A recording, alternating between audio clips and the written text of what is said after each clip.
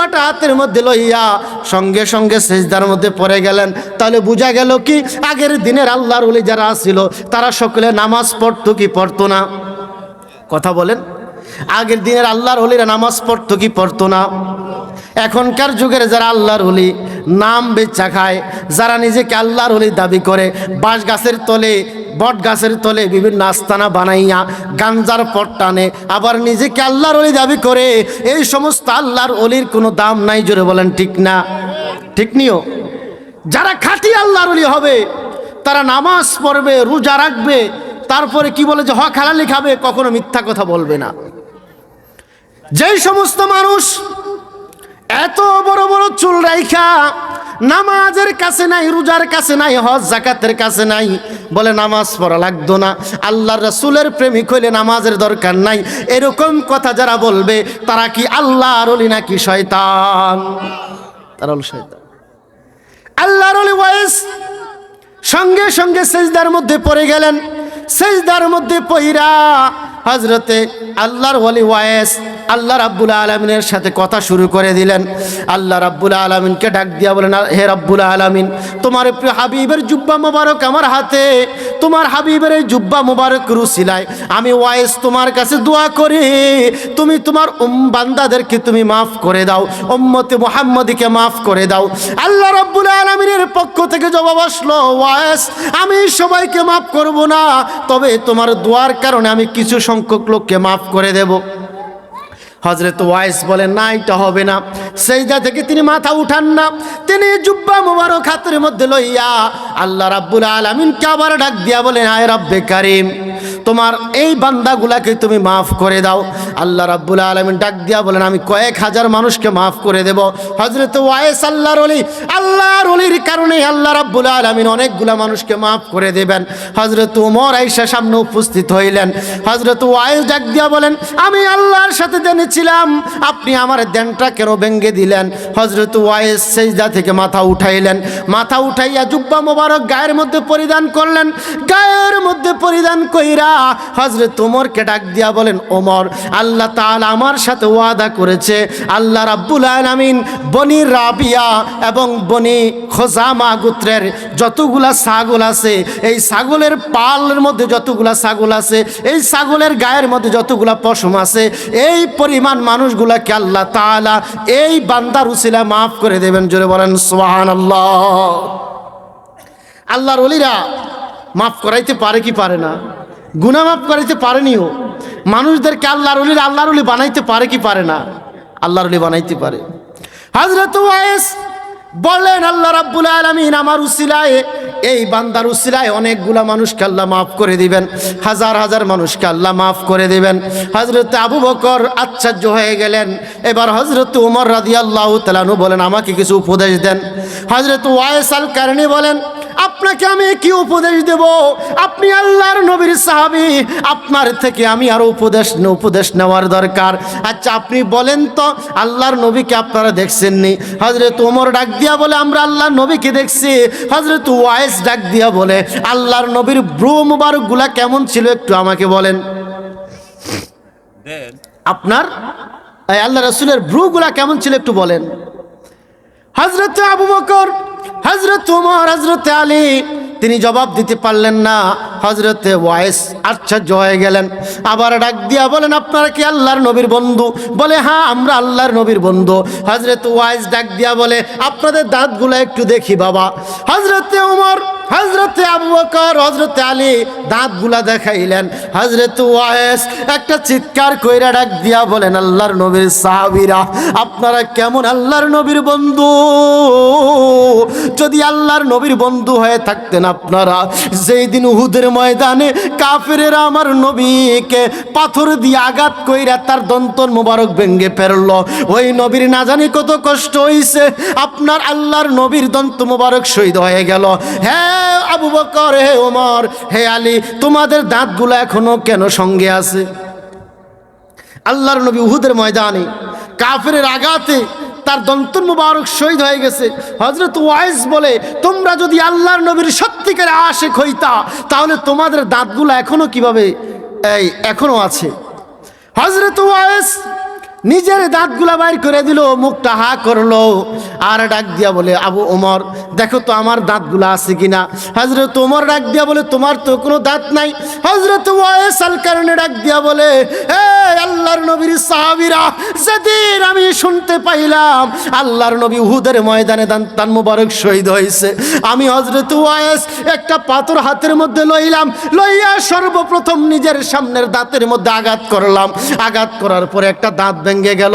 আমি মনে মনে ভাবলাম, আমার নবীর এই দাঁতটা মনে হয় ভাঙে না, মনে হয় পাশের দাঁতটা ভেঙে গেছে। আমি সঙ্গে সঙ্গে পাশের দাঁতটা ভেঙে ফেললাম। আবার মনে মনে ভাবলাম, হয়তো এই দাঁতটা ভেঙে না, এর পাশের দাঁতটা ভাঙছে। এইরকম করে ভাঙতে ভাঙতে আমি ওয়াইসের 32টা দাঁত আমি আমার শরীর থেকে ফেলে দিছি। জোরে বলেন আল্লাহু আকবার। হযরত আবু বকর বলতে, তোমর বলেন, আমরা বুঝতে পারছি আল্লাহ রাসূল আপনাকে এই জন্য জুব্বা মুবারক উপহার দিয়েছেন। জোরে বলেন না সুবহানাল্লাহ। আল্লাহর ওলি যারা সত্যিকারের যারা আল্লাহর ওলি, তারা মানুষদেরকে মাফ করাইতে পারে। সুবহানাল্লাহ বলেন। সত্যিকারের আল্লাহর ওলি মানুষদেরকে আল্লাহর ওলি বানাইতে পারে, ঠিক কিনা? হযরতে এই নিজামউদ্দিন আউলিয়া, ওনার নাম আপনারা শুনছেন। নিজামউদ্দিন আউলিয়া আগেকার দিনে তিনি আউলিয়া ছিলেন না। তাজকিরাতুল আউলিয়া থেকে আমি আপনাদেরকে কথাগুলা বলতেছি। যে হুজুর নিজের থেকে বানাইয়া কথাগুলা বলেন, না না না, নিজের থেকে বানাইয়া কথা বলতেছি না, যেই ঘটনাগুলো আপনাদেরকে বলতেছি। তাজকিরাতুল আউলিয়া একটা কিতাব আছে, ওই কিতাব থেকে আমি আপনাদেরকে বলতেছি। হযরত নিজামউদ্দিন আউলিয়া হযরতে শেখ ফরিদ রহমতুল্লাহ আলাইহি একদিন মরুভূমির রাস্তা দিয়ে হাইটা যাইতেছেন, সঙ্গে তার সাথে দেখা হয়ে গেল নিজামউদ্দিন ডাকাতের সাথে। নিজামউদ্দিন ডাকাতের সাথে দেখা হয়ে গেল। নিজামউদ্দিন ডাকাত সামনে দাঁড়াইয়া গেল। সামনে দাঁড়াইয়া বলে, হে আল্লাহর বান্দা, তোমার কাছে কি আছে সব কিছু আমাকে দিয়ে দাও। শেখ ফরিদ আল্লাহর ওলি, তিনি ডাক দিয়া বলে, নিজামউদ্দিন, তিনি তাকে চিনেন না, বলে, হে ডাকাত ভাই, আমার কাছে কোনো কিছু নাই। নিজামউদ্দিন ডাক দিয়া বলে, এই কথা বললে তো হবে না, আমাকে এখান দিয়ে যে যায় কিছু না কিছু দেওয়া লাগে, না হয় আমি তাকে হত্যা করি। শেখ ফরিদ ডাক দিয়া বলে, এই জীবনে তুমি কয়জনকে হত্যা করেছ? নিজামউদ্দিন ডাক দিয়া বলে, আমার জিন্দেগিতে 99 জনকে আমি হত্যা করেছি। আজকে যদি তুমি আমাকে কিছু না দাও, তোমাকে হত্যা করে আমি 100টা পূর্ণ করবো। জোরে বলেন নাউজুবিল্লাহ। মানুষদেরকে হত্যা করা কি জায়েজ নাকি? জোরে বলেন, মানুষদেরকে হত্যা করা জায়েজ? হত্যা করা জায়েজ নাই। আল্লাহ রাব্বুল আলামিন বলেন, ওয়া মান ইয়াকতুল মুমিনান মুতাআম্মিদান ফাজাযাউহু জাহান্নাম খালিদিনা ফিহা ওয়া গাদিবাল্লাহ। আল্লাহ রাব্বুল আলামিন বলেন, যারা অন্যায়ভাবে কোনো মানুষকে হত্যা করবে, চিরস্থায়ী জাহান্নাম হয়ে যাবে। জোরে বলেন আল্লাহু আকবার। যদি কোনো মানুষ অন্যায়ভাবে আরেকজন মানুষকে হত্যা করে, আল্লাহ রাব্বুল আলামিন বলেন, ওয়া মান ইয়াকতুল মুমিনান মুতাআম্মিদান ফাজাযাউহু জাহান্নাম খালিদিনা ফিহা। যারা ইচ্ছা করে একজন আরেকজনকে মেরে ফেলবে, যারা ইচ্ছা করে একজন আরেকজনকে হত্যা করবে, আল্লাহ রাব্বুল আলামিন কিয়ামতের ময়দানে ওই বান্দাকে চিরস্থায়ী জাহান্নামের মধ্যে দিয়ে দেবেন। জোরে বলেন নাউজুবিল্লাহ। হযরত শেখ ফরিদ ডাক দিয়া বলে, হে ডাকাত, তুমি আমাকে কেন হত্যা করবা? 99 জনকে হত্যা করেছো, তোমার গুনাহ হয়েছে কি হয় না? আপনারা বলেন তো, গুনাহ হয়েছে নি? গুনাহ হয়েছে। ওই ডাকাত ডাক দিয়া বলে, আমার তো গুনাহ হয়েছে। এবার শেখ ফরিদ বলে, আমাকে তুমি হত্যা করিও, আমার কোনো সমস্যা নাই, আমার কোনো অবজেকশন নাই, তবে তোমার কাছে আমি জানতে চাই, তুমি যে হত্যা করেছো এর গুনাহ হয়েছে কিনা? ওই ডাকাত ডাক দিয়া বলে, অবশ্যই গুনাহ হয়েছে। হযরতে শেখ ফরিদ ডাক দিয়া বলে, এই গুনার কারণে তোমাকে আল্লাহর কাছে জবাবদিহি করা লাগবে কি লাগবে না? ডাকাত ডাক দিয়া বলে, হে আল্লাহর ওলি, হে শরফুদ্দিন, হে শেখ ফরিদ, অবশ্যই আল্লাহর কাছে জবাবদিহি করা লাগবে। হযরতে শেখ ফরিদ ডাক দিয়া বলে, তোমার এই গুনার ভাগ তোমার স্ত্রী সন্তানে লইবনি। হযরতে নিজামউদ্দিন ডাকাত ডাক দিয়া বলে, অবশ্যই আমি আমার এই গুনার ভাগ আমার সন্তান, আমার স্ত্রী, পরিবার পরিজন সবাই নিব। আচ্ছা, আমি যদি গুনাহ করি, আমার গুনার ভাগ কি আমার পরিবার নিবনিও? আপনার গুনার ভাগ নিবনি? আল্লাহ রাব্বুল আলামিন বলেন, ইয়াউমা ইয়াফিরুল মারউ মিন আখিহি ওয়া উম্মিহি ওয়া আবিহি ওয়া সাহিবাতিহি ওয়া বানিহি। কিয়ামতের ময়দানে আজকে দুনিয়ার মধ্যে যাদের জন্য এত কষ্ট করো, যাদের জন্য আজকে সুদে টাকা লাগাও, যাদের জন্য আজকে ঘুষ খাও, যাদের জন্য আজকে 2 নম্বরে কইরা টাকা পয়সা ইনকাম করো, কিয়ামতের ময়দানে তোমার এই পরিবারের পরিজন তোমার গুনার বিন্দু মাত্র ভাগ নেবে না। জোরে বলেন না সুবহানাল্লাহ। সেই দিন সন্তান আব্বাকে ডাক দিয়া বলবে আমার তো কোনো আব্বা ছিল না, মেয়ে মাকে ডাক দিয়া বলবে আমার তো কোনো মায়ে আসিল না। জোরে বলেন না আল্লাহু আকবার। মা দৌড়াইয়া মেয়ের কাছে যাইয়া বলবে আমার মা, দুনিয়ার মধ্যে কত কষ্ট করেছি তোমার জন্য, আজকে আমি বিপদে পড়ে গেছি, আমার একটু গুনার ভাগ লও। মেয়ে ডাক দিয়া কইব দুনিয়ার মধ্যে আমার কোনো মা ছিল না। আবার ছেলে ডাক দিয়া বলবো দুনিয়ার মধ্যে আমার কোনো বাবা ছিল না। আজকে নিজেরা নাফসি নাফসি করো। আল্লাহ রাব্বুল আলামিন বলেন ইয়াউমা লা ইয়ানফাউ মালু ওয়ালা বানুন, কিয়ামতের ময়দানে আপনার ধন সম্পদ টাকা পয়সা ছেলে সন্তান আপনার বিন্দু মাত্র কাজে আসবে না। আল-ইয়াউমা লা ইয়ানফাউ মালু ওয়ালা বানুন ইল্লা মান আতাল্লাহা বিকলবিন সালিম। আল্লাহ তাআলা পবিত্র কুরআনুল কারীমের মধ্যে বলেন আল-ইয়াউম, আজকের দিনে লা ইয়ানফাউ, আপনার কোনো উপকার হবে না, মালু, আপনার ধন সম্পদ, ওয়ালা বানুন, আপনার ছেলে সন্তান কোনো উপকারে আসবে না, ইল্লা মান আতাল্লাহ, যেইটা উপকারে আসবে আপনার কলবটা উপকারে আসবে। কিয়ামতের ময়দানে আল্লাহর কাছে যদি খাঁটি কলব লইয়া দাঁড়াইতে পারো, কিয়ামতের ময়দানে যদি খালেস কলব লইয়া দাঁড়াইতে পারো, যেই কলবের মধ্যে আল্লাহর মহব্বত ছিল, যেই কলবের মধ্যে রাসূলের মহব্বত ছিল, যেই কলবের মধ্যে আল্লাহর অলির ভালোবাসা ছিল, এই রকম মহব্বত লইয়া যদি কিয়ামতের ময়দানে আল্লাহর সামনে উঠতে পারো, ওই দিন ওই কলবটাই আপনার কাজে আসবে। জোরে বলেন না আল্লাহু আকবার। আল-ইয়াউমা লা ইয়ানফাউ মালু ওয়ালা বানুন ইল্লা মান আতাল্লাহা বিকলবিন সালিম। কিয়ামতের ময়দানে এই কলবটা যদি আপনার পরিষ্কার থাকে, এই কলবটা আপনার কাজে আসবে। জোরে বলেন না সুবহানাল্লাহ। এই কলবটার মধ্যে আল্লাহর জিকির পয়দা করার দরকার আসেনি? জোরে বলেন জিকির পয়দা করার দরকার আসেনি? আল্লাহ আল্লাহ আল্লাহ আল্লাহ আল্লাহ আল্লাহ আল্লাহ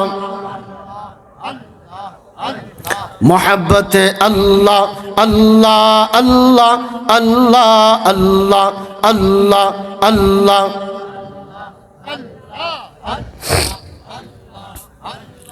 আল্লাহ আল্লাহ আল্লাহ আল্লাহ আল্লাহ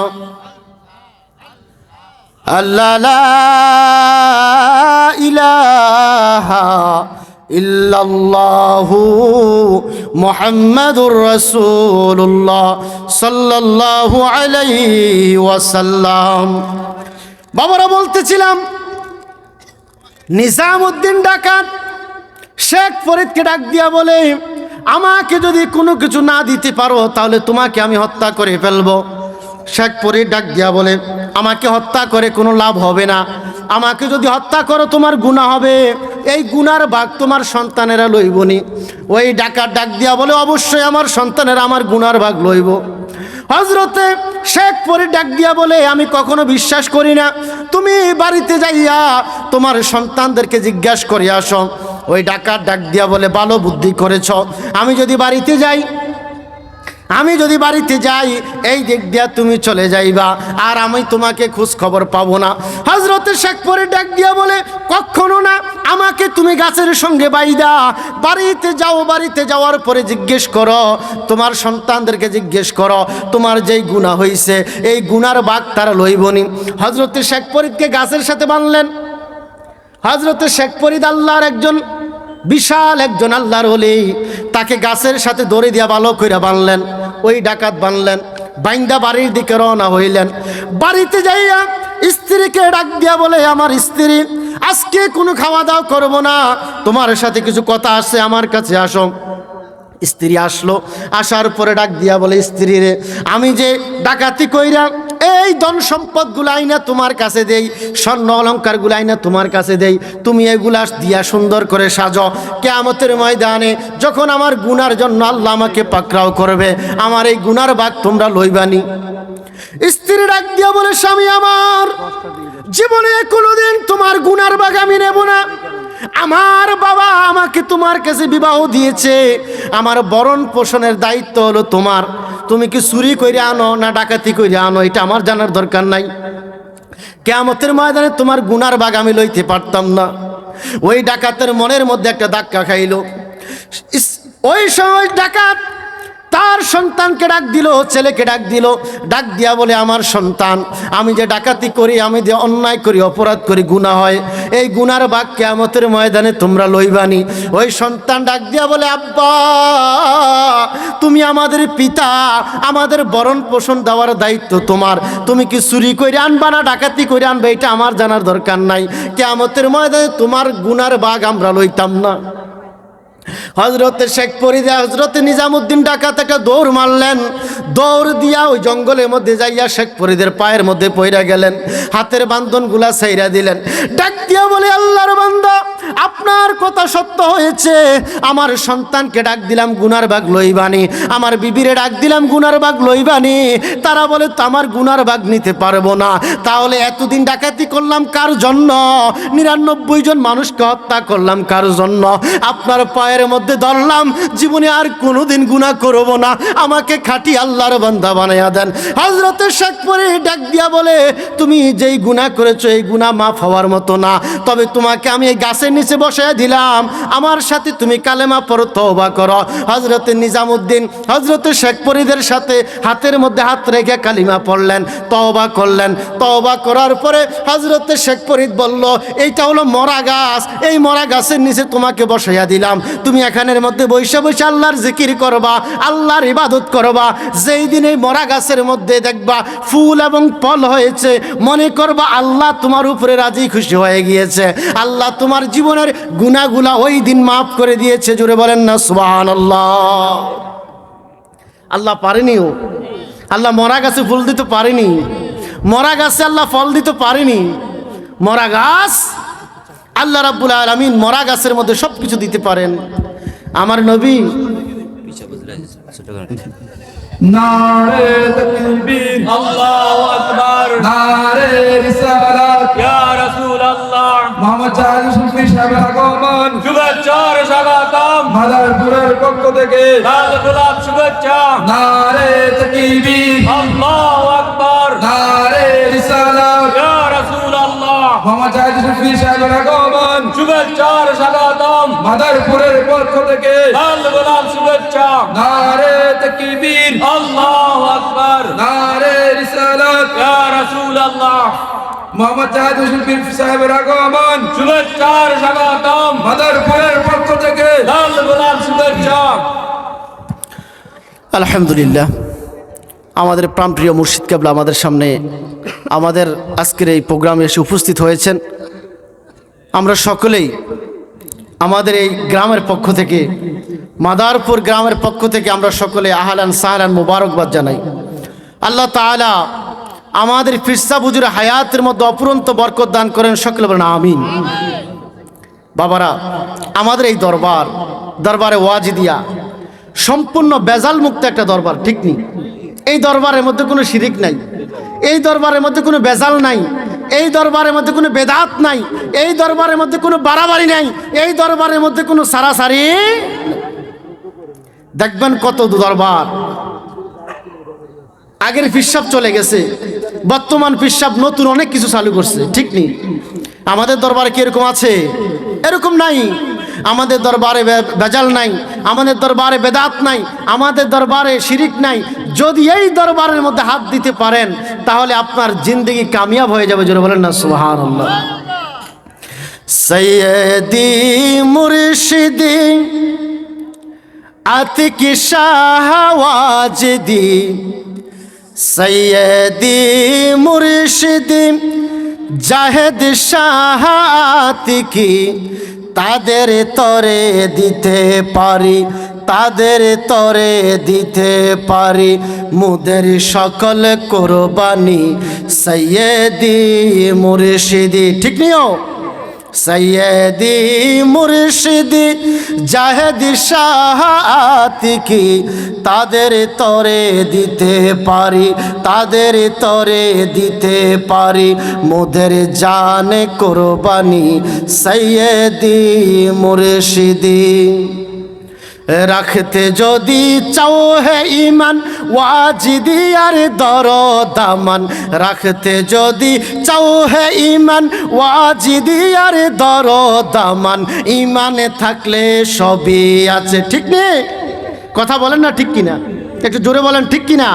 ইমানে থাকলে সবই আছে, কইরো না তাই আর দেরি সৈয়দি মুর্শিদি, সৈয়দি মুর্শিদি আতিক শাহ ওয়াজদি, সৈয়দি মুর্শিদি জাহেদি শাহ আতিকি তাদের তরে দিতে পারি, তাদের তরে দিতে পারি মোদের জানে কোরবানি সৈয়দি মুর্শিদি। ওয়াজিদিয়া মাদ্রাসা সুন্নিয়া আলিয়া, ওয়াজিদিয়া মাদ্রাসা সুন্নিয়া আলিয়া প্রতিষ্ঠাতা নায়েবে রাসূল, প্রতিষ্ঠাতা নায়েবে রাসূল ওয়াজিদিয়া রে ওয়াজিদি সৈয়দি মুর্শিদি, সৈয়দি মুর্শিদি আতিক শাহ ওয়াজিদি, সৈয়দি মুর্শিদি জাহেদি শাহাতিকি তাদের তরে দিতে রাজি, তাদের তরে দিতে রাজি মোদের জানে কোরবানি সৈয়দি মুর্শিদি। আমার বাবারা, আমি বলতেছিলাম হযরত শেখ ফরিদ রহমতুল্লাহ আলাইহি নিজামউদ্দিন ডাকাতকে বললেন তুমি এই গাছের নিচে বসে থাকো, যেই দিন দেখবা তোমার এই মরা গাছের মধ্যে ফল এবং ফুল ফুটে গেছে ওই দিন মনে করবা রব্বে কারীম আল্লাহ তোমাকে চিরতরে মাফ করে দিয়েছেন। জোরে বলেন সুবহানাল্লাহ। আল্লাহ মাফ করতে পারে কি পারে না? জোরে বলেন পারেন কি পারে না? 90 জন কি 100 জন হত্যা করার পর আল্লাহ মাফ করে দিতে পারেন, ঠিক কিনা? হযরত নিজামউদ্দিন ওই গাছের গোড়ার মধ্যে বৈশা বৈশা আল্লাহর জিকির করে, ওই গাছের গোড়ার মধ্যে বৈশা বৈশা আল্লাহর ইবাদত করে, কোথায় যায় না। নামাজের সময় হইলে দাঁড়ায় নামাজ পড়ে, খাবারের সময় হইলে যাইয়া খাবার নিয়ে চলে আসে, ওই গাছের নিচে বৈশা বৈশা আল্লাহর ইবাদত করে আমার বাবারা। আর ওইখান থেকে কোথায়ও যায় না। দেখা গেল 12 বছর একটানা ওই গাছের গোড়ার মধ্যে বৈশা বৈশা নিজামউদ্দিন ডাকাত আল্লাহর ইবাদত শুরু করে দিল। জোরে বলেন সুবহানাল্লাহ। 12 বছর পরে ওই রাস্তা দিয়া শেখ ফরিদ রহমতুল্লাহ আলাইহি যাচ্ছেন। যাওয়ার সময় ওই গাছের দিকে তাকাইয়া দেখেন গাছের গোড়ার মধ্যে যাকে বসাইয়া গেছিলেন হযরত নিজামউদ্দিন গাছের গোড়া এখনো বৈশা রইছে। কাছে গেলেন, কাছে যাইয়া ডাক দিয়া বলেন বাবা নিজামউদ্দিন আজকে 12 বছর হয়ে গেল তুমি এখনো কি এখান থেকে উঠো নাই? নিজামউদ্দিন হযরত শেখ ফরিদের পায়ের মধ্যে জড়াইয়া ধইরা ডাক দিয়া বলে বাবা 99 জন হত্যা করেছি, আমার অন্তরটা কালো হয়ে গেছে গো আমার বাবা। আপনি একটু বলেন গাছের দিকে তাকাইয়া দেখেন গাছের মধ্যে ফুল এবং ফল হয়েছে কিনা, আল্লাহ আমার জীবনের গুনাহগুলা মাফ করছে কিনা। জোরে বলেন সুবহানাল্লাহ। হযরত শেখ ফরিদ ডাক দিয়া বলে হ্যাঁ নিজামউদ্দিন 12 বছর তোমাকে এখানে বসাইয়া গেলাম, তুমি কি কোনোদিন গাছের দিকে তাকাও না? নিজামউদ্দিন ডাক দিয়া বলে হ্যাঁ বাবা শেখ ফরিদ আমার এত বেশি গুনাহ আমি করেছি, গুনাহের কারণে গাছের দিকে তাকানো পর্যন্ত আমি সাহস পাই না। হযরত নিজামউদ্দিন আউলিয়া ডাক দিয়া বলে বাবা, হযরত শেখ ফরিদ ডাক দিয়া বলে গাছের দিকে একটু তাকাও। গাছের দিকে দুইজনে তাকাইয়া দেখে মরা গাছের মধ্যে আল্লাহ রাব্বুল আলামিন পাতা ফুল এবং ফল দিয়ে পরিপূর্ণ করে দিয়েছে। জোরে বলেন সুবহানাল্লাহ। আল্লাহর ওলিরা পারেনিও। জোরে বলেন পারেনি। আল্লাহর ওলিরা চাইলে মরা কলব জিন্দা করতে পারে। আল্লাহর ওলিরা চাইলে চোরকে আল্লাহর ওলি বানাইতে পারে, পারে কি পারে না? হযরত আব্দুল কাদের জিলানী আল গিলানী রাদিয়াল্লাহু তাআলা আনহু তিনি তার ঘরের মধ্যে একদিন এক চোর ঘরের মধ্যে ঢুকলো। ঘরের মধ্যে ঢুকার পরে চিন্তা করলো, আজকে আমি ওনাকে পরীক্ষা করব। যদি সত্যিকারের পীর হয়ে থাকে তাহলে আমি চুরি করতে পারবো না, আর যদি সত্যিকারের পীর না হয় তাহলে আমি অবশ্যই চুরি করতে পারবো। ওই ডাকাত ঘরের ভিতরে, চোর ঘরের ভিতরে ঢুকলো। ঘরের ভিতরে ঢুকার পরে ঘরের মধ্যে যত ধরনের মালামালা ছিল, যতগুলা দামি দামি জিনিসপত্র আছে, একজন আল্লাহর ওলির ঘরে কেমন আর দামি দামি জিনিস থাকবে? যেখানে রায় তো ওইখানে কায়দ। জুড়ে বলেন ঠিক কিনা?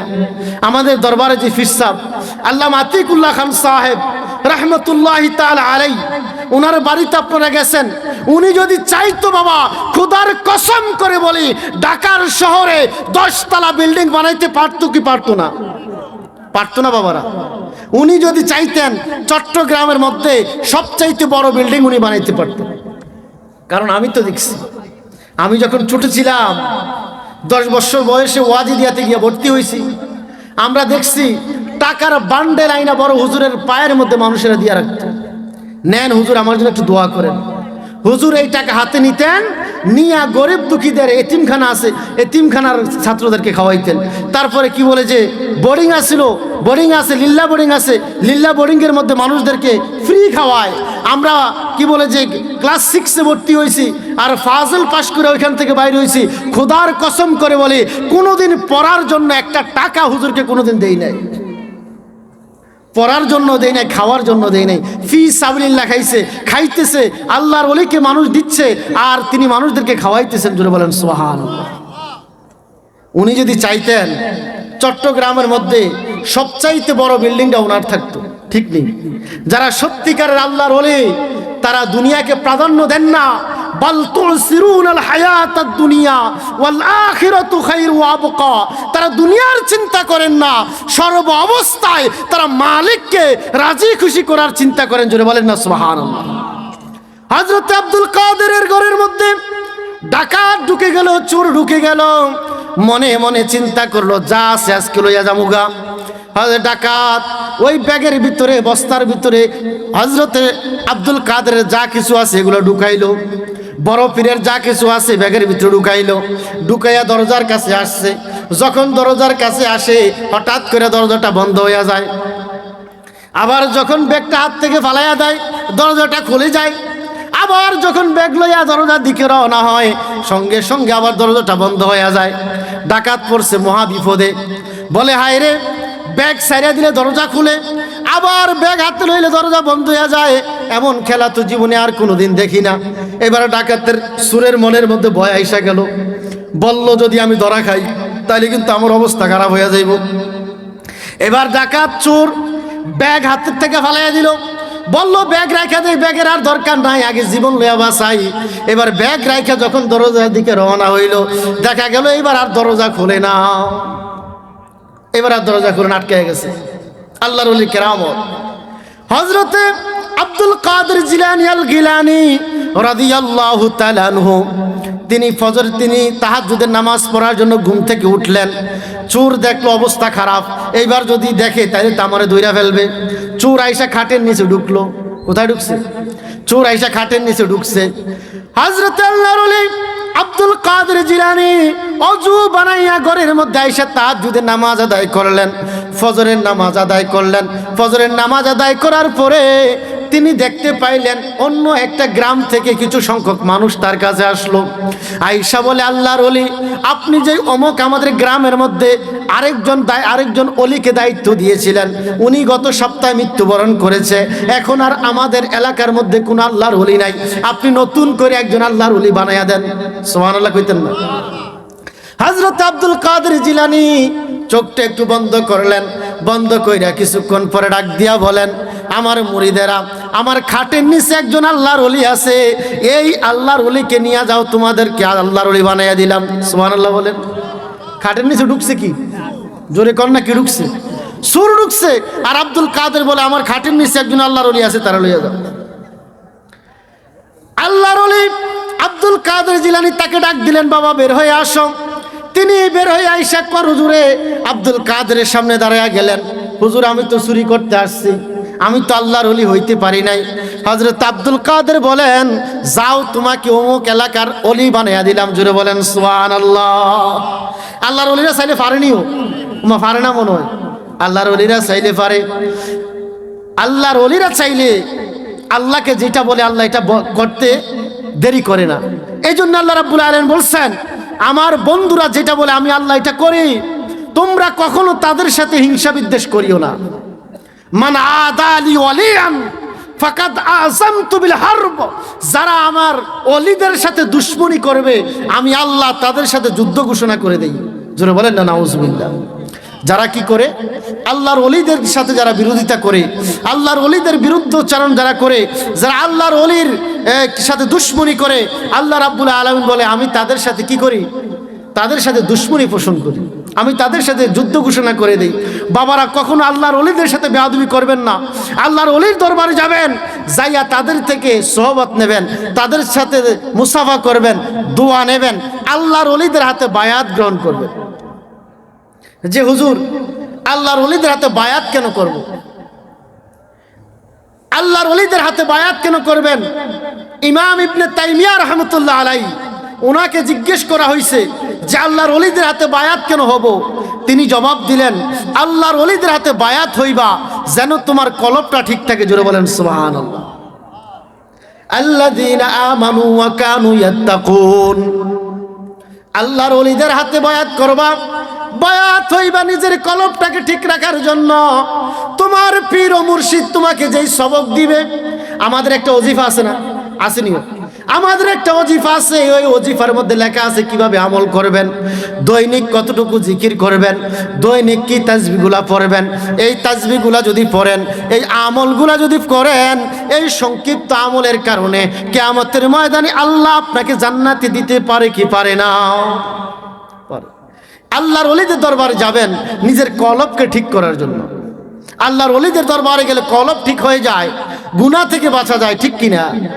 আপনি যদি আতরের দোকানে যান, আতরের দোকানে গেছেন আতর কিনতে, কিন্তু আতর কিনেন নাই, আতরের দোকান থেকে বাইরে হইলে কিছু সময় পর্যন্ত আপনার গায়ের মধ্যে আতরের ঘ্রাণ লেগে থাকবে, ঠিক না? আপনি যখন কারো কাছে যাইবেন, উনি বুঝতে পারবে যে আপনি আতর লাগাইছেন, কিন্তু আপনি আতর লাগান নাই, শুধু আতরের দোকান থেকে ঘুরে আসছেন। আপনি যদি আল্লাহর ওলিদের সোহবতে যান, আল্লাহর ওলি যদি নাও হইতে পারেন, আল্লাহর ওলিদের সাথে থাকার কারণে আপনার আমল নামার মধ্যে গুনাহ লেখা হবে না, নেকি লেখা হবে। জোরে বলেন সুবহানাল্লাহ। এই জন্য ওয়াকুনু মা'আস সাদিকিন, ইয়া আইয়ুহাল্লাযীনা আমানু তাকুল্লাহা ওয়া কুনু মা'আস সাদিকিন। হে দুনিয়ার ইমানদারেরা, আল্লাহকে ভয় করো, আর সত্যবাদী যারা আল্লাহর ওলি যারা, তাদের সাথে তোমাদের সম্পর্ক লাগাইয়া দাও। তাদের সাথে যদি সম্পর্ক লাগাও, যদি তুমি আল্লাহর ওলি নিজে নাও হইতে পারো, কিয়ামতের ময়দানে তাদের উসিলার কারণে আল্লাহ তাআলা তোমাদেরকে মাফ করে দিতে পারেন। জোরে বলেন সুবহানাল্লাহ। আমার বাবারা, হযরত আব্দুল কাদের জিলানী সুরকে আল্লাহর ওলি বানাইয়া দিলেন। এই আল্লাহর ওলি হযরত আব্দুল কাদের জিলানী ছোট্টবেলা, ওনার যখন আব্বা, ওনার আম্মা যখন বিবাহ হয়, বিবাহ হওয়ার আগে আপনারা জানেন যে ওনার আব্বার নাম ছিল হযরত আব্দুল কাদের জিলানী আল গিলানী। ওনার আব্বার নাম ছিল হযরতে আব্দুল কাদের জিলানী মুসা, আবু সালে মুসা জঙ্গি। ওনার নাম ছিল আবু সালে মুসা। হযরত আবু সালে মুসা একদিন পেটের ক্ষুধার কারণে সমুদ্রের পাড়ের মধ্যে বসে